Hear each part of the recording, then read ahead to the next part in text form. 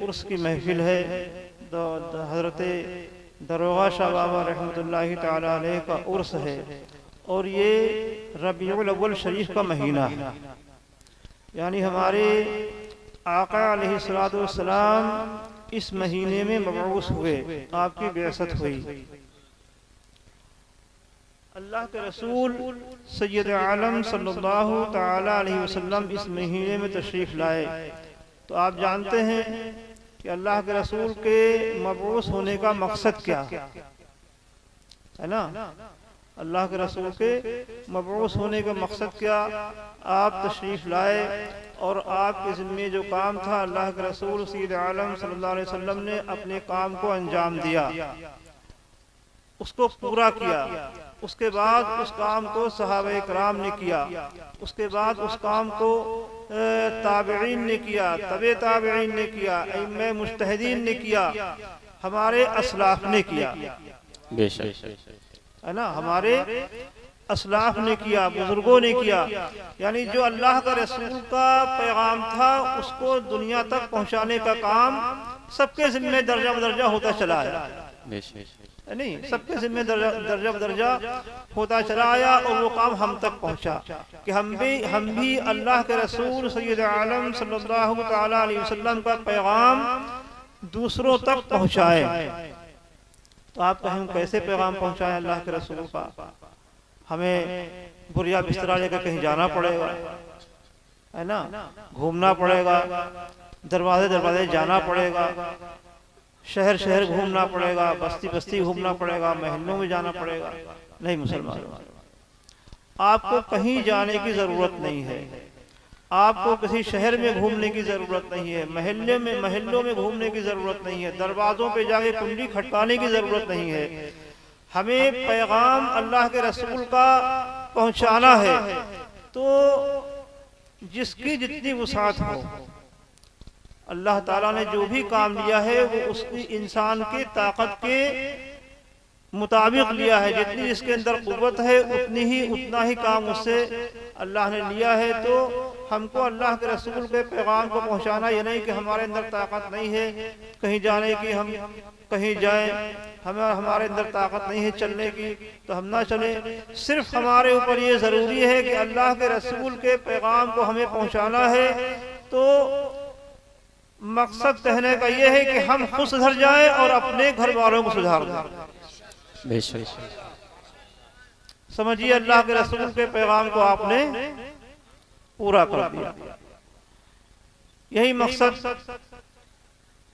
अल्लाह के रसूल ने तबलीग फरमाई। उसके बाद से जो हमारे असलाफ आए उनका सबका मकसद यही था कि लोगों की इस्लाह हो जाए और लोग सही रास्ते पे आ जाए। तो आप खुद सही हो गए, अपने घर वालों को, अपने औलादों को आपने सही कर दिया, उनको नेक रास्ते पे लगा दिया। समझ लीजिए कि आपने अल्लाह के रसूल के पैगाम को आम कर दिया, पहुंचा दिया। आपको घर घर जाने की जरूरत नहीं है, बुलिया बिस्तरा लेकर के टहलने की जरूरत नहीं है, आपको कहीं कुंडी खटकाने की जरूरत नहीं है। सिर्फ खुद सुधर जाएं, अपने घर वालों को सुधार लें। लेकिन देखा ही जाता है कि हम नसीहत तो खुद करते हैं, एक दूसरे को नसीहत तो की जाती है, लेकिन मुसलमानों उस नसीहत का उस जो नसीहत हम करते हैं उसके आमिल हम खुद नहीं है। हमारा अमल खुद कोई नहीं है। हम दूसरे को कहते हैं कि तुम झूठ बोल रहे हो, लेकिन हम खुद झूठ बोलते हैं। हम दूसरे से कहते हैं कि तुम गलत काम कर रहे हो, लेकिन हम खुद गलत काम करते हैं। रोकना उस वक्त मुसलमानों हमारे ज़बान में तासीर होगी, हमारे रोकने में असर होगा जब हम खुद उस पे अमल पैरा हो जाएंगे। आज हमारे उलमाए कराम, चाहे हमारी बातें आपको अच्छी नहीं लग रही होंगी, जमाही भी आने लगी होगी, नींद भी आने लगी होगी, अभी आपसे हाथ उठवाएं और हाथ हिलवाएं ना और इस तरह की हंसी मजाक की बातें करें, शायद आपका दिल जलसे में लगेगा। लेकिन ये बातें आपको अच्छी नहीं लग रही होंगी, क्योंकि ये आपके हैं तो आपके मकसद की बातें, लेकिन आपको मेरी बात बेमकसद लग रही होगी। खुद अपना अमल नहीं है। उलमाए किराम बताते हैं, समझाते हैं, हम इधर से सुनते हैं और इधर निकाल देते हैं। उसकी वजह यह है कि हमने अपने बुजुर्गों की जिंदगी का मुताला नहीं किया है। आप इतने हमारे असलाफ हुए हैं, इतने बुजुर्गाने दिन हुए हैं, उनकी जिंदगी को देखिए कि उन्होंने किस तरह से जिंदगी को गुजारा, अल्लाह और उसके रसूल के पैगाम को उन्होंने किस तरह से आम किया है, किस तरह से दूसरों तक पहुंचाया, उनका तरीका क्या था और वो तरीका हमने छोड़ दिया। आज वो अपने असलाफ के तरीकों को हम भूल गए मुसलमानों, और हमारे पास कोई ताकत नहीं है, हम कुछ भी नहीं कर सकते हैं। लेकिन जिनके पास ताकत थी, जिनके पास कुव्वत थी, जो सब कुछ कर सकते थे, उनके सामने भी जब अल्लाह के खौफ का जिक्र हुआ और अल्लाह की खशियत उनके सामने बयान की गई तो उनके दिलों पे असर हुआ। और अल्लाह के खौफ का जब जिक्र होता है, उसकी खशियत जब दिलों में डाली जाती है, जब इंसान का दिल कुछ नर्म होता है और अल्लाह की तरफ माइल होता है, जब मुसलमानों अल्लाह और उसके रसूल की बातें और उसका खौफ दिल के अंदर उसका असर होता है, और जब अल्लाह का खौफ ही नहीं, हमारे दिल सख्त हो गए हैं, तो जाहिर सी बात है कैसी बातें की जाए, क़यामत का जिक्र किया जाए, दोज़ख के अज़ाब का जिक्र किया जाए, कब्र के अंधेरे का जिक्र किया जाए, नकीरैन के सवालों जवाब का जिक्र किया जाए, कब्र के अजाब का जिक्र किया जाए, कुछ भी जिक्र किया जाए, हम इधर सुनते हैं इधर निकाल देते हैं। उसकी वजह यह है मुसलमानों के हमारे दिल इतने सख्त हो चुके हैं कि हमारे ऊपर हमारे दिलों पे किसी बात का असर नहीं होता है। लेकिन जिनके दिलों में जर्रा बराबर ईमान है, जब उनके सामने अल्लाह उसके रसूल की खशियत का जिक्र आ जाता है तो उनके दिल पे कैसे असर होता है। एक छोटा सा वाकया समाप्त कर लें, उसके बाद मैं अपनी बात को खत्म कर दूंगा। एक बुजुर्ग है हजरत अबू आमिर रहमतुल्लाहि ताला अलैह, उनके घर में काम हो रहा था, उनको एक मजदूर की जरूरत पड़ी, गए बाजार तो देर हो गई थी, सारे मजदूर जा चुके थे। एक नहीफ कमजोर लड़का नौजवान खड़ा हुआ था, आपने उसको देखा, कहा क्यों खड़े हो? कहा काम के लिए आया हूँ, मैं कमजोर था इसलिए मुझे किसी काम पे नहीं लगाया। कहा मेरे यहाँ काम करो, कहा ठीक करूंगा। कहा चलो काम करने। उसने कहा ठीक है मैं काम करने चलूंगा, लेकिन मेरी कुछ शर्तें हैं, अगर वो शर्तें आप मान लिए तो मैं काम पे चलूंगा, और शर्तें नहीं मानेंगे तो मैं काम पे नहीं जाऊंगा। कहा क्या शर्त तुम्हारी है? कहा मैं सबसे पहली मेरी शर्त यह है कि जब नमाज का वक्त हो जाए तो मुझे नमाज पढ़ने की इजाजत दे दी जाए। कहा ठीक है तुम्हारी शर्त हमें मंजूर है। कहा दूसरी शर्त यह है कि मेरी कुव्वत से ज्यादा मुझसे काम न लिया जाए। कहा ठीक है भी मान रहा हूँ। का तीसरी शर्त क्या? का तीसरी शर्त यह है कि जो ही मेरा वक्त पूरा हो जाए मेरी मजदूरी मेरे हाथ पे रख दी जाए। हजरत अबू आमिर फरमाते हैं कि मैंने उसकी शर्तों को मंजूर किया और घर पे लाया, उसको काम बताया और मैं दूसरे काम से चला गया। जब मैं लौट के आया तो देखा कि उस नहीफ लागर कमजोर नौजवान ने जो ताकतवर और तंदुरुस्त लोग काम करते थे उससे ज्यादा उसने काम किया हुआ। वक्त पूरा हुआ, उसकी मजदूरी दी और वो नौजवान चला गया। कहा कि 2-3 दिन गुजर गए, मैंने सोचा कि इतना लायक और इतना दीनदार नौजवान चला गया, मैंने उसका पता भी नहीं पूछा, उसका हाल चाल नहीं पूछा। तो आप शहर में निकले उसको तलाशने के लिए, बहुत लोगों से पूछा, पता नहीं चला। फिर एक शख्स ने बताया कि हाँ एक लड़का है, वो एक कहीं कोई कोठरी है अंधेरी, उसके अंदर वो पड़ा रहता है। तो आप गए, देखा कि वही नौजवान लेटा हुआ है, खंडहर टाइप का कुछ मकान था, कुछ कोई जगह थी, वहाँ पड़ा हुआ है वो। आप उसके पास गए, उसका हाल पूछा, बहुत बीमार था, बिल्कुल उठने बैठने से मजबूर था। तो आपने फरमाया कि ऐ अल्लाह के नौजवान, ऐ अल्लाह के नेक बंदे, तू मेरे घर चल, मैं तेरी खिदमत करूंगा। उसने कहा नहीं, मुझे मेरे हाल पे छोड़ दीजिए। बहुत मजिद हुए हजरत अबू आमिर। तो उसने कहा ठीक है, मेरी शर्त है कि मुझसे आप कुछ खाने पीने के लिए नहीं कहेंगे और जो मैं करूंगा मेरी किसी काम में दखल अंदाजी नहीं करेंगे। कहा ठीक चल, तू मेरे घर चल। उसको घर लेकर के आए, लिटाया। कुछ दिन या कुछ घंटे वो नौजवान उनके घर रहा। उसके बाद उन्होंने उस नौजवान ने अर्ज की है अबू आमिर इधर तशरीफ लाइए। हजरत अबू आमिर जब उस नौजवान के पास गए तो उसने कहा देखिए मेरा वक्त करीब आ रहा है और मेरी कुछ ये चंद वसीयत है, इनको आप सुन लीजिए और मेरे मरने के बाद मैं जो कहूँगा उनको उन बातों को पूरा कर दीजिएगा। कहा ठीक है। आपके आंखों से आंसू छलक आए और फरमाया कि तसल्ली दी उसको। उसने मेरी बातें सुनिए।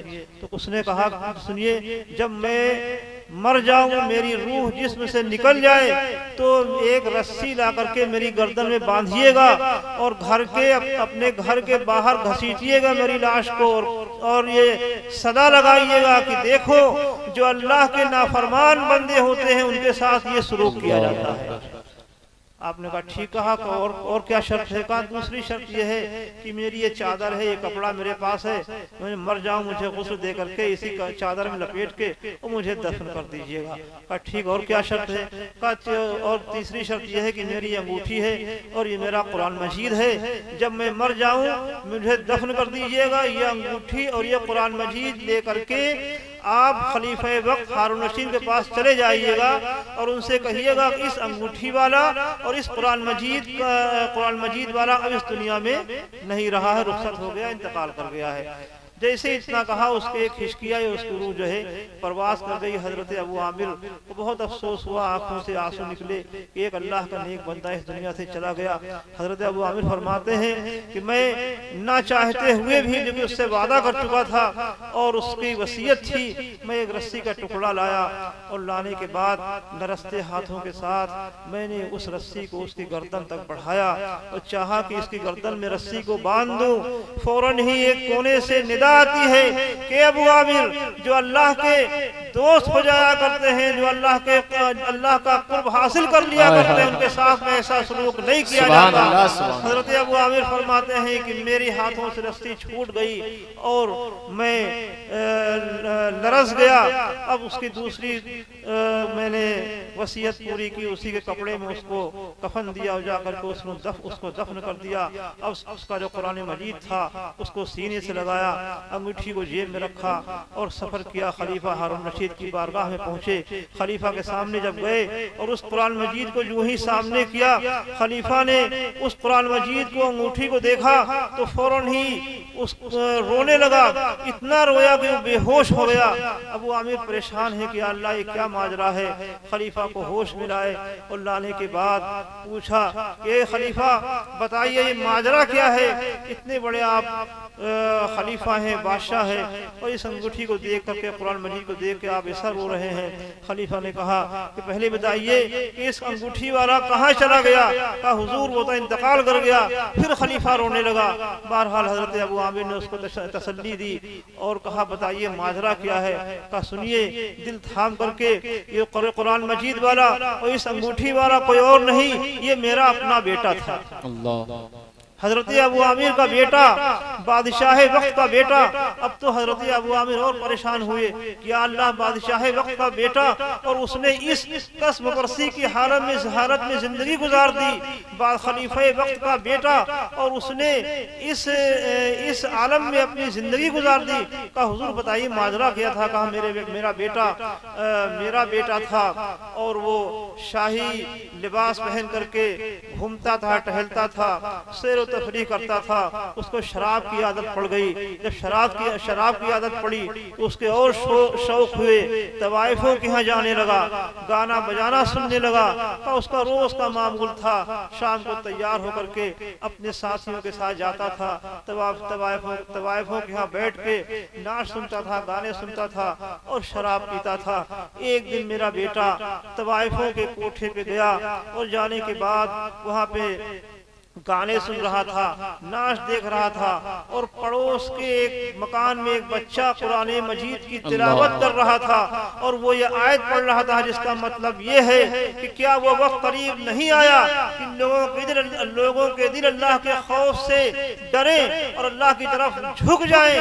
कहा जो ही मेरे बेटे ने ये कुरान मजीद की आयत सुनी फौरन ही उसने गिलास को फेंक दिया और कहा कि हाँ वो वक्त करीब आ गया है कि लोगों के दिल अल्लाह के खौफ से डरेंगे और उसके करीब हो जाएंगे। और शराब का गिलास फेंक करके कोठे से उतरा और उसके बाद से उसका पता नहीं लगा। आज उसके मौत की खबर लेकर के आप आए। मुसलमान आज हमारे पास तो कुछ भी नहीं है, हम कुछ भी नहीं कर सकते हैं, किसी को एक थप्पड़ नहीं मार सकते हैं। वो बादशाह थे जो उनको जो चाहते करते, उनके कब्जे में सब कुछ था, लेकिन उनके सामने भी जब इस तरह की आयतें पढ़ी गई तो उनके दिल में उसका असर हुआ। उन्होंने अपनी पूरी जिंदगी इस तरह से गुजार दी। आज हमारा हाल क्या है मुसलमानों कि पूरे कुरान का तर्जुमा ये उलमा हमको सुना देते हैं, लेकिन हमारे सेहत में कोई असर नहीं पड़ता है। पूरे पता नहीं कितनी कितनी हदीसें ये उलमाए कराम सुना देते हैं, उनका तर्जुमा कर देते हैं, तशरीह कर देते हैं, वजाहत कर देते हैं, लेकिन हमारे ऊपर उसका असर कोई नहीं होता है। उसकी वजह सिर्फ ये है मुसलमानों कि हमारे दिल इतने सख्त हो गए हैं कि अच्छी बातों का असर हमारे दिलों पे होता नहीं है। बहरहाल ये उर्स की महफिल है और अल्लाह के रसूल सल्लल्लाहु अलैहि वसल्लम की विलादत का महीना है। इस महीने के सदक़े तुफैल अल्लाह ताला हमें और आप सबको नेक अमल की तौफीक दे और इस जलसे को इस उर्स को अल्लाह ताला कबूल फरमाए और हम सबको अल्लाह ताला नेक बनने की तौफीक अता फरमाए।